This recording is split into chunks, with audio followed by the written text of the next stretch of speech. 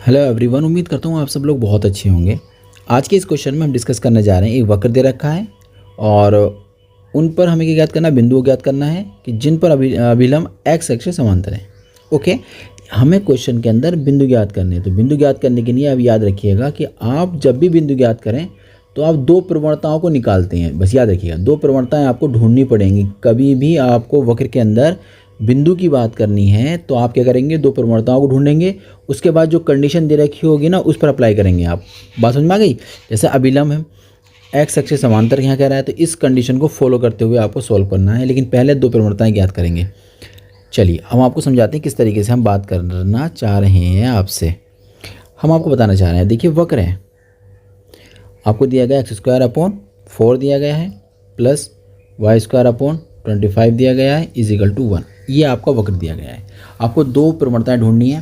तो एक तो आप सिंपल जानते भी हो, चलिए डिफरेंशिएट कर देते हैं इसका। Differential with respect to x, यानी कि x के सापेक्ष अवकलन करने पर तो 2x हो जाएगा, 4y प्लस यहाँ करेंगे y का तो 2y और y का dy/dx, और नीचे आपका था 25, 1 का करेंगे तो 0 हो जाएगा।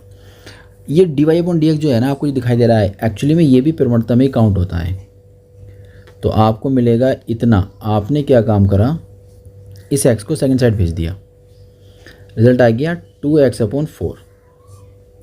ये पॉजिटिव था, ये जाने के बाद माइनस का बन जाएगा, इस 2 से ये वाला 2 कैंसिल हो जाएगा।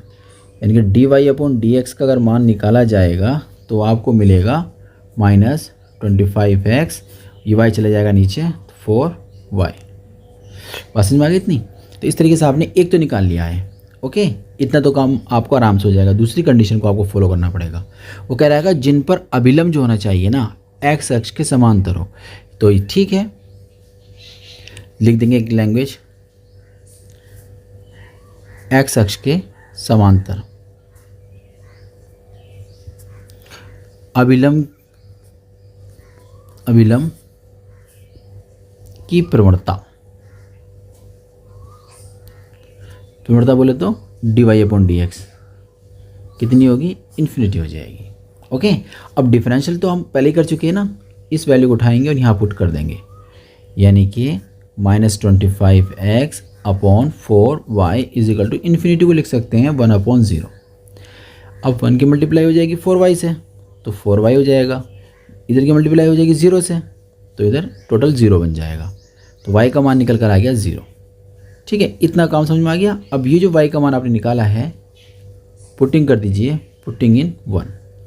जो वक्र था आपका उस पर पुट कर दीजिए, यहाँ पुट कर देंगे तो x² / 4 प्लस y² / 25। तो x² / 4 प्लस y की जगह 0/25 बराबर में था 1। ये रिजल्ट तो आपका 0 ही बन जाएगा। x² / 4 बराबर बचेगा 1, यहाँ से निकल कर आ जाएगा x² = 4 और x बराबर हो जाएगा √4, बाहर आ जाएगा प्लस माइनस, तो x का मान निकल कर आ गया +-2। तो जिस बिंदु की वो बात कर रहे हैं हमसे, वो बिंदु क्या बने हमारे, अभीष्ट बिंदु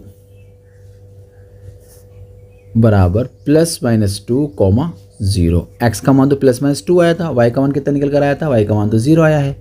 तो उम्मीद करता हूँ ये क्वेश्चन आपकी समझ में आ गया होगा। हम लोग मिलते हैं नए क्वेश्चन के साथ।